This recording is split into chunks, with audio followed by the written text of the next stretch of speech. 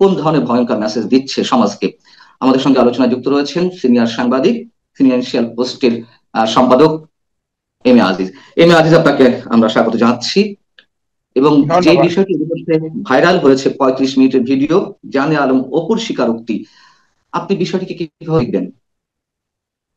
দেখেন, আমি আপনাকে ধন্যবাদ। আমি কিন্তু ভিডিওটা জানলাম, অপুর ভিডিওটা পুরোটা দেখেছি এবং আমি কালবেলাটা মেইনলি দেখেছি, নিউজও দেখেছি। এটা একটা ভয়ঙ্কর দৃশ্য। আমি প্রথমেই বলতে চাই, বেগম খালেদা জিয়ার একান্ত সচিব জনাব সাত্তার সাহেব বলেছেন তার কাছে সে 8জন উপদেষ্টার সম্পর্কে দুর্নীতির অভিযোগ করেছে এবং তিনি বলেছেন তার কাছে ডকুমেন্ট আছে। অথচ এই ব্যাপারটি বিএনপির পক্ষ থেকে বিএনপির মহাসচিব ফখরুল ইসলাম আলমগীর বলছে তার ব্যক্তিগত কথা, কিন্তু তিনি তো একজন সাবেক সচিব ছিল। তাকে আজ পর্যন্ত কিন্তু কিছু ডকুমেন্ট চাওয়া হচ্ছে না, জিজ্ঞেস করা হচ্ছে না, কিন্তু তাকে কন্ডেম করা হচ্ছে। মন্ত্রী পরিষদ সচিব সম্ভবত চেয়েছেন তার কাছে যে কোনো অভিযোগ থাকলে তাদের কাছে যেন পাঠানো হয়, হ্যাঁ, ডকুমেন্ট থাকলে। পাঠানো যায়। হ্যাঁ, ডকুমেন্ট থাকলে পাঠাবে। এবং এটা বোঝাই যাচ্ছে যে ধরেন এই জিনিসগুলো, এই যে ভিডিও একটা ডকুমেন্ট, আজকে যেভাবে ভিভিড ডিসক্রিপশন এই ভিডিওতে দেওয়া হলো, আপনি দেখেন জালাম অপু, তাকে তো এই চাঁদাবাজিতে ইউজ করা হয়েছে, ভিকটিম করা হয়েছে। নাইলে সে এইভাবে কিন্তু ভিডিও করে সে পরিকল্পিত ভাবে ভিডিও, কারণ যে প্রসেসে তাকে নিয়ে যাওয়া হচ্ছে এবং তাকে ব্যবহার করা হয়েছে। হ্যাঁ, এবং এটা সজীব ভুঁইয়া মূলত এটা কাজটা করেছে।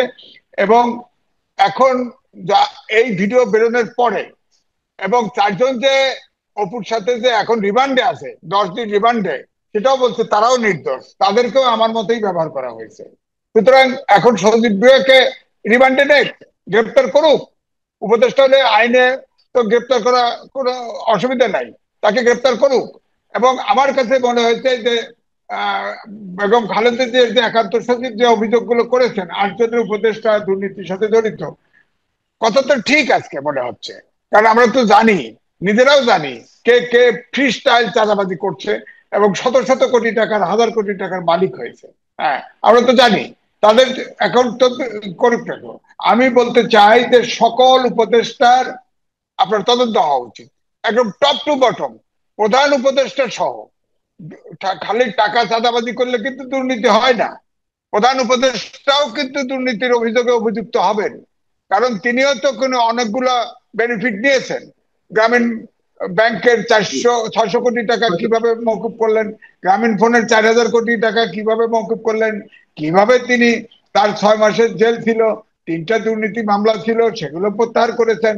সুতরাং আমার মনে হয় 2-4জন বাদে ঠিকই আছে, 8জনের বেশি সংখ্যক দুর্নীতিবাজ আমার কাছে মনে হচ্ছে তারা আসছে দুর্নীতি করতে। বিশেষ করে ছাত্র উপদেষ্টার ইমিডিয়েটলি তদন্ত হওয়া উচিত, কারণ এই ছাত্র জেনারেশনকে নষ্ট করে দেওয়া হলো। আপনি দেখেন এই সব সমন্বয়ক চাঁদাবাজ হিসেবে খ্যাত, অথচ টাকা কামাচ্ছে উপদেষ্টা হয়ে যারা আছে তারা। এবং সেই সাথে আপনি দেখেন যতগুলো উপদেষ্টা ছিল এবং আছে তারা কিন্তু দুর্নীতিতে আকণ্ঠ নিমজ্জিত। এবং সারাত্র এই যত চাঁদাবাজি, হয়তো এটা অন্যের ঘরেও দোষ চাপানো হয়, কিন্তু এরপরে কি বলবে বলেন? কি বলার আছে? যে এত প্রমাণ, সে জীবন বাঁচানোর জন্য ভিডিওটা করে দিয়ে চলে গেছে।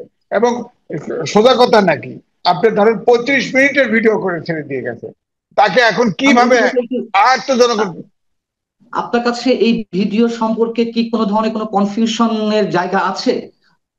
না, কেউ না, বলছেন, আচ্ছা, সে তো দাবি করেছে যে ওখানে যে সিসিটিভি ফুটেজ আছে হ্যাঁ, সেটা কেন দেখানো হচ্ছে না, সেটা দেখালেও তো প্রমাণ হয় যে সেটা কি হয়েছে।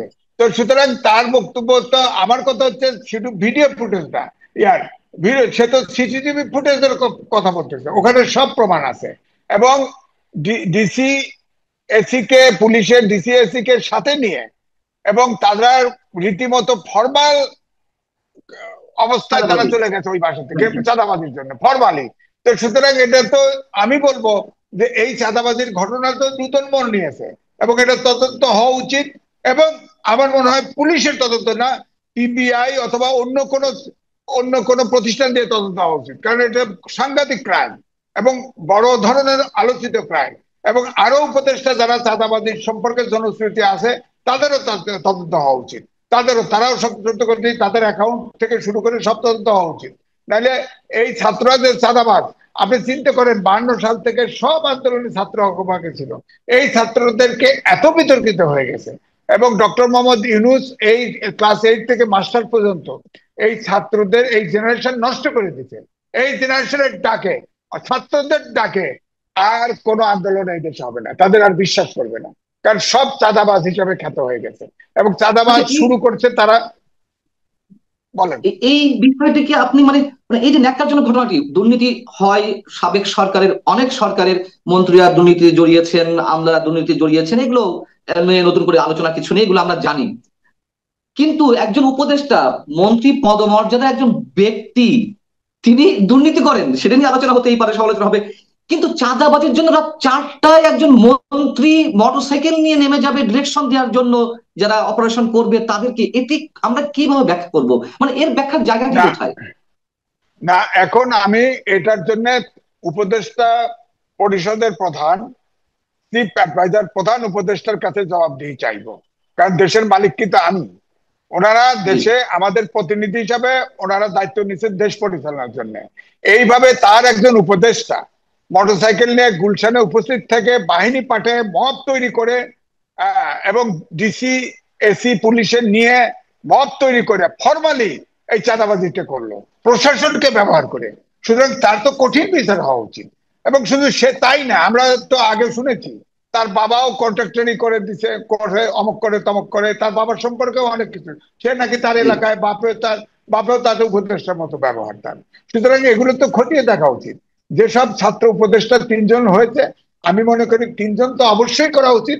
এছাড়াও কমিশনের অনেকগুলো সদস্য আছে যারা ইতিমধ্যে চাঁদাবাজির অভিযোগ এসছে, কমিশনের মেম্বার, চেয়ারম্যান, এগুলোর সবার তদন্ত হওয়া উচিত। কারণ এই তদন্ত, ডক্টর মোহাম্মদ ইউনূস তিনি আইনের শাসন সুশাসনের স্লোগান দিয়েছেন এবং আমি মনে করি তিনি দেশটাকে এলোমেলো করে ফেলছেন। তার এখন উপদেষ্টা পরিষদ থেকে এইভাবে চাঁদাবাজি করা, তাকে তো জবাবদিহি করতে হবে, তার তো দায়িত্ব নিতে হবে। এবং সজীব ভুঁইয়া ইমিডিয়েটলি সারেন্ডার করা উচিত আইনের কাছে এই অভিযোগ প্রমাণের জন্য, যেহেতু সে উপদেষ্টা, জনপ্রতিনিধি হয়ে গেছে, সুতরাং তাকে সারেন্ডার করা উচিত এবং তাকে গ্রেপ্তার করা উচিত। আমি মনে করি উপদেষ্টাকে গ্রেপ্তার করা, আমেরিকার প্রেসিডেন্ট গ্রেপ্তার হয়ে যায়, অনেক দেশের গ্রেপ্তার হয়ে যায়। উনি কে? উনি তো চাঁদাবাজের অভিযোগ বরাবরই সময় উনি কোন ভাবে রাষ্ট্র পরিচালনা, আপনার দেখেন, আমি আগেও বলেছি তিনি 6 দিনে 11বার হেলিকপ্টারে উঠেছে এবং তার জন্য 2টা হেলিকপ্টার প্যাড বানানো হয়েছে। প্যাড আবার ওটা ভেঙেও ফেলে দিয়েছে ডিসি। তো আবার 10 লাখ টাকার কম্বল দিতে 30 লক্ষ টাকা হেলিকপ্টার ভাড়া দিছে। হ্যাঁ, এখন এটার হিসেব চাক। তিনি এই জনগণের টাকা কেন খরচ করছেন এটা আগেও বলবো, যে আমি এটার হিসেব ওনার কাছে চাক। এবং এই শুধু এই হিসেবটা না, করে যদি পুরা এটা সরকার দেবে, ডক্টর মোহাম্মদ ইউনূস নেবে, তিনি আমরা সরকার কি প্রধান, সেটা আশা তিনি করতে পারি? দিবেন। তিনি আজ পর্যন্ত কোনো হ্যাঁ, জবাবদিহিতা করেছেন? আজ না পর্যন্ত করেন কারোর কাছে নাই। কোনো জবাবদিহি করেছেন? না, উনি তো কেন সরকারে বসে আছেন তাও তো বুঝতেছি না। ওনার পাশের লোকটা চাঁদাবাজি করতেছে, পাশের লোকটা হাজার হাজার কোটি টাকা তার পরিবারের সদস্য সহ চাঁদাবাজি করতেছে, তার সম্পর্কে কিছু বলেন না। হ্যাঁ, উনি কি কথা বলেন না, উত্তর দেন না, কিছু করেন না। সরকার এখন শুনতেছি নির্বাচন দিবে, নির্বাচন দিয়ে তিনি বিদায় হতে চাচ্ছেন। এবং এটা শুনেছি যে তিনি হয়তো সরকারেও থাকবেন না যদি ইলেকশনে কোনো সমস্যা তৈরি হয়। এই জন্য আমরা বলি যে এখন যে ছাত্র এনসিপি থেকে যেসব সমস্যা তৈরি করা হচ্ছে, এটা হলো ইলেকশনকে আরো বেশি পিছানোর জন্য। কারণ তারা তো সরকারেই আছে, তারা সরকারে আছে এবং সরকারে থাকে, যেটা এনজয় করতেছে। ইলেকশন করলে তো তাদের জামানত বাজেয়াপ্ত হবে, তখন তো তাদের বিচারও হতে পারে, যে সরকারি আছে। কেউ অভিযোগ দিলে ও বিচার, তার তো বিচার হতে হবে, তো সুতরাং বিচার হবে। সুতরাং এই জন্যই তারা এইভাবেই সরকারকে ধরে রাখতে চায়। আমি এই জন্যই বলবো প্রধান উপদেষ্টাকে, হয় তিনি তার পজিশন ছেড়ে দিক, আর না হলে এই দুর্নীতির বিরুদ্ধে, চাঁদাবাজির বিরুদ্ধে কঠোর ব্যবস্থা গ্রহণ করুক এবং প্রথম শুরু করুক তার জি। উপদেষ্টাদের বিরুদ্ধে শুরু করে। বলেন। যারা আসিফ পন্থী হিসেবে পরিচিত বা আসিফের লোকজন, আসিফ মাহমুদুর, ইভেন যারা এনসিপির সঙ্গে জড়িত, তারা এ ধরনের বক্তব্য দিচ্ছে। একটা পক্ষ বলছে যে ইশরাক হোসেনের সঙ্গে তার দ্বন্দ্ব, ইশরাক হোসেন নাকি জানে আলম অপু আটক হওয়ার আগে তাকে ধরে নিয়ে তার কাছ থেকে এই ধরনের স্টেটমেন্ট আদায় করেছেন আসিফ মাহমুদ সজীব ভুঁইয়ার বিরুদ্ধে। আবার আরেকটি পক্ষ বলছে, এনসিপি, যে সে অ্যারেস্ট হওয়ার আগে আওয়ামী লীগের এক নেতা তাকে জোর করে উঠিয়ে নিয়ে এই ধরনের স্টেটমেন্ট আদায় করেছে, এগুলো কি কোনো ভিত্তি থাকতে পারে যা আমাদের সামনে একেবারে ওপেন হয়েছে এবং জানে আলম অপু যতটা সাবলীলতার সঙ্গে বক্তব্য উপস্থাপন করেছেন? না, তিনি তার যে নিউজগুলো পত্রিকায় হয়েছে এবং যেভাবে ভিডিও সে এক্সপ্রেস করেছে, হ্যাঁ, এটা কোনোভাবেই মিথ্যা, কেউ বিশ্বাস করবে না, এটা সত্য। তিনি তার আত্মরক্ষার্থেই এই ভিডিওটা করেছে, কারণ জানে যে সে টার্গেট, এক নম্বর টার্গেট হবে, কারণ সেই যুগ্ম সম্পাদক, সেই নেতা, তাকে ব্যবহার করা হবে, তাকে যে কোনো মুহূর্তে গ্রেপ্তার করা হতে পারে। সে এও বলেছে তাকে মেরে ফেলা হতে পারে, তাকে আয়নাঘরের মতো করে রাখা হতে পারে। এই জন্য সে ভিডিওটা দিয়ে গেছে, তার জীবনে রিস্ক নিয়ে দিয়ে গেছে সে। সুতরাং এখানে অন্যকে দোষ দিয়ে কোনো লাভ নেই, কোনো দোষ লাভ নেই। তাকে সে ভিডিও দিছে, এটা সবাই বিশ্বাস করেছে, আমি অন্তত বিশ্বাস করেছি, নিশ্চয়ই আপনিও করেছেন, এতগুলো পত্রিকা নিউজ করেছে। এবং এটা শুধু তার কাছে না, এই দুর্নীতির এই খবরটা সাংবাদিকের হাতেও আছে, সাংবাদিকের হাতেও আছে, তো তার কাছেও ডকুমেন্ট আছে। সুতরাং এটা এটা মিথ্যা প্রমাণ করার কোনো সুযোগ নেই। তাকে অবশ্যই সজীব ভুঁইয়াকে কাঠগড়ায় নেওয়া উচিত, এবং শুধু তাই নয়, এই উপদেষ্টা পরিষদের পুরো তদন্ত হওয়া উচিত। কারণ এই যে ধরেন আমি বললাম না, বেগম খালেদা জিয়ার একান্ত সচিব, তিনি তো বলেছেন 8জন দুর্নীতি করেছেন, তার ডকুমেন্ট আছে। হ্যাঁ, ডকুমেন্ট চেয়েছে, তাই ইশারা করছেন, চেয়েছে ডকুমেন্ট দিলে গায়েব করে দিবে। পাবলিকলি হওয়া উচিত, উনি পাবলিকলি বলেছে। আমরা জানতে চাই, শুনতে চাই কোন কোন উপদেষ্টার কথা তিনি বলেন এবং কোন কোন উপদেষ্টার কি কি ডকুমেন্ট আছে, এটা পাবলিক করা হোক, পাবলিক করা হোক। আমরা গোপনে গোপনে কোনো বিচার চাই না চাঁদাবাজি, কারণ চাঁদাবাজি সারা বাংলাদেশে মহামারী আকার ধারণ করেছে। এদের থেকে যদি আপনার উদ্ধার না হতে পারি, এই চাঁদাবাজি যদি বন্ধ করা না যায়, তাহলে দেশটা কিন্তু অগ্রগতি, গণতন্ত্র এবং আইনের শাসন, সুশাসন কোন অবস্থাতেই বাস্তবায়ন হবে। আপনার কি মনে হয় আব্দুল সাত্তার সাহেব, বেগম খালেদা জিয়ার একান্ত সচিব, তিনি যে খুব বোল্ডলি এই কথাগুলো এক্সপোজ করলেন, তিনি হঠাৎ করে চেপে গেলেন কেন? তার নিজের দলের ঊর্ধ্বতন কারোর চাপে, নাকি অন্য কারোর হুমকিতে? না, বিষয়টা হলো তিনি একজন সাবেক সচিব ছিলেন। এখন প্রশ্ন হচ্ছে তিনি বেগম খালেদা জিয়ার একান্ত সচিব, তার মানে সে এখন ভারপ্রাপ্ত চেয়ারম্যানের একান্ত সচিব। এখন দলের পক্ষ থেকে যখন তাকে বলেছে, সে তো আসলে চাকরিজীবী, এবং সে কিন্তু কোনো ফান্ড থেকে, সরকারি ফান্ড থেকে, বেসরকারি ব্যক্তিগত ভাবে বেগম খালেদা জিয়া এবং তারেক রহমানের চাকরিজীবী সে। তারা যেহেতু আপত্তি করেছে, সে হয়তো চেপে আছে। কিন্তু তিনি তো গোপনে এই অভিযোগ করেন নাই, তিনি প্রকাশ্যে, তার বক্তব্য তো আমি শুনেছি, তার বক্তব্য আমি নিজে শুনেছি, তিনি তো প্রকাশ্যে বলেছেন। এখন এটা তো তিনি সরকার বলুক, খণ্ডন করুক, সরকারের পক্ষ থেকে খালি ডিনাই করা হয়েছে। এখন কাগজ চাওয়া হয়েছে, তার কাছে প্রমাণ থাকলে জানান, প্রমাণ থাকলে জানাবেন, সবার পক্ষে অভিযোগ তদন্ত করুক, রীতিমতো তদন্ত করুক, তদন্ত করে দেখা। এই যে সজীব ভুঁইয়া তো একজন বের হলো, হ্যাঁ, আর দুর্নীতি কিন্তু ডেফিনেশন ভিন্ন, আপনি গুগলে সার্চ দিয়ে দেখেন। হ্যাঁ, অনিয়ম করা, সরকারি কোনো কিছু ব্যবহার করা, অনেক দুর্নীতির অনেক ব্যাখ্যা আছে, খালি টাকা নিলেই দুর্নীতি হয় না, দুর্নীতি কিন্তু অনেকভাবে দুর্নীতি হয়, এটার বিস্তর ব্যাখ্যা আছে। কিন্তু দুর্নীতি তো ওনারা করেছেন, আমি বলবো আরো উপদেষ্টা আছে, তারাও দুর্নীতি করেছে, এটা প্রমাণ আছে। এবং কমিশনের যে মেম্বার, তারা তো শত শত কোটি টাকা, হাজার কোটি টাকার মালিক হয়ে গেছে, দু একজন আছে তো, 2-4 জন। হ্যাঁ, আটজন তো কোনো সংখ্যায় কম। এরা প্রতিযোগিতা দিয়ে আপনার, যেমন ধরেন একজন বড় অ্যাডভাইজারের সম্পর্কে অভিযোগ আসছিল, বিদেশে টকশো করে, তারা অভিযোগ করেছে বহুবার, সে এটা ডিনাই করছে, ডিনাই তো করবেই। আমি যদি কোনো খারাপ কাজ, অকাম করে থাকি, আমি কি সহজে স্বীকার করবো নাকি? করবো না তো। আপনার যার বিরুদ্ধে অভিযোগ আসছে, একটা লোক দায়িত্ব নিয়ে রিজাইন করছে, এরা আসছে খাইতে, যারা ঢুকছে। এবং আপনি দেখেন, কিছু আছে নির্বিকার, কোনো কাজ করতেছে না, উপদেষ্টা আছে, দেশ চলুক আর না চলুক। আপনার স্বাস্থ্য উপদেষ্টা কি কাজ করছে বলেন? এই যে স্কুলটাতে আগুন লাগলো, কোনো দেখছেন স্বাস্থ্য উপদেষ্টা? কোথাও দেখেছেন? কোথাও যায়, অথচ আছেন, ওনার চাকরি যান, কাজও করবেন না, চাকরি যান। হ্যাঁ, ওরা নিউ এজের সাক্ষাৎকারে তিনি বলেছেন, যাদেরকে চিনি তাদেরকে উপদেষ্টা বানিয়েছি। এবং অধিকাংশ, মানে কি, 95% উপদেষ্টা হলো গ্রেটার চিটাগাং, এর বাইরে উনি লোক খুঁজে পাননি, ওনার ওই এলাকার লোকই হয়েছে। হ্যাঁ, এনজিও আপনার আছে না? হ্যাঁ, বলেন। খুব গুরুত্বপূর্ণ একটা অভিযোগ দিয়ে, মানে অভিযোগটা উত্থাপনের মাধ্যমে প্রশ্নের উত্তরটা নিয়ে আমরা শেষ করবো আপনার কাছ থেকে। সেটা হচ্ছে, এই ছাত্র উপদেষ্টাদের মধ্যে অন্যতম তথ্য সম্প্রচার বিষয়ক উপদেষ্টা মাহফুজ আলম, তিনি কিন্তু তার বিরুদ্ধে যখন একটা দুর্নীতি অভিযোগ উঠলো, অস্ট্রেলিয়াতে তার ভাইয়ের অ্যাকাউন্টে বা কানাডাতে তার ভাইয়ের অ্যাকাউন্টে একটা মোটা অঙ্কের টাকা লেনদেন হয়েছে, এরকম অভিযোগের পরিপ্রেক্ষিতে তিনি একটি স্ট্যাটাস দিয়েছিলেন ফেসবুকে। সেখানে স্পষ্টভাবে তিনি বলেছেন, যদিও পরবর্তীতে এটি আবার এডিট করেছিলেন, প্রথম পোস্টে লেখা ছিল, আজকাল অনেকের লেজ কাটা যাচ্ছে বলে আমার বিরুদ্ধে লেগেছেন, নতুন একটা দলের কয়েকজন মহারথী এতে জড়িত, সবই প্রকাশ পাবে।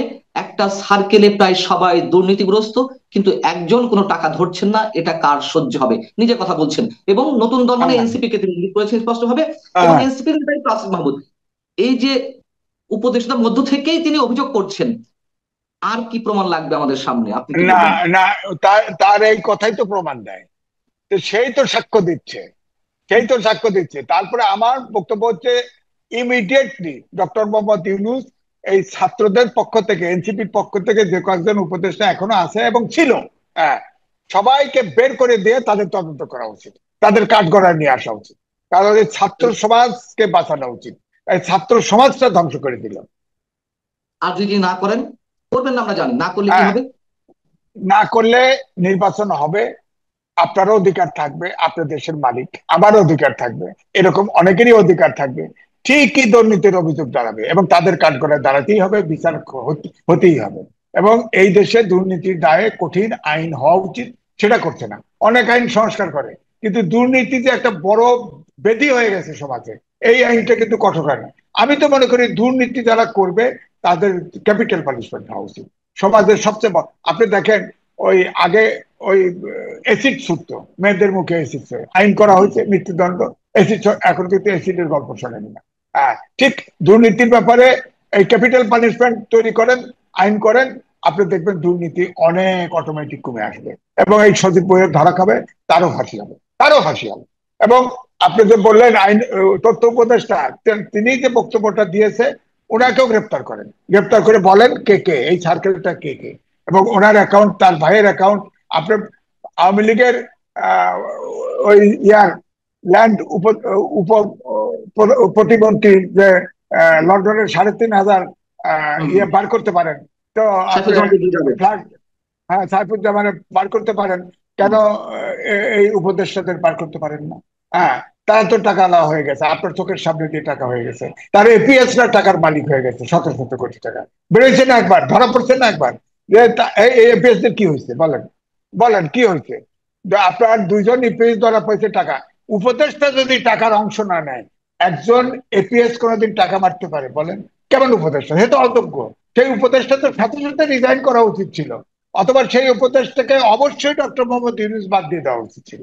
কারণ তিনি তো বাড়তি অনেক সুবিধা নিয়ে ফেলছেন, উনি বাদ দিবেন কারণ, উনি বাদ দিবেন কারে? ওনার নিজের নামে, গ্রামীণ নামে, গ্রামীণ ফোনের নামে, গ্রামীণ ব্যাংকের নামে, ওনার নিজের নামে অনেক কিছু করে নিয়েছেন। সেগুলোর তো জবাব দেওয়ার জন্য ওনাকে করতে হতে পারে, এগুলো তো হিসেব করা উচিত। অর্থাৎ আমি বলবো, দুর্নীতির আখড়া হচ্ছে এবং দুর্নীতির সৃষ্টি করার কারখানা হচ্ছে এই উপদেষ্টা পরিষদ।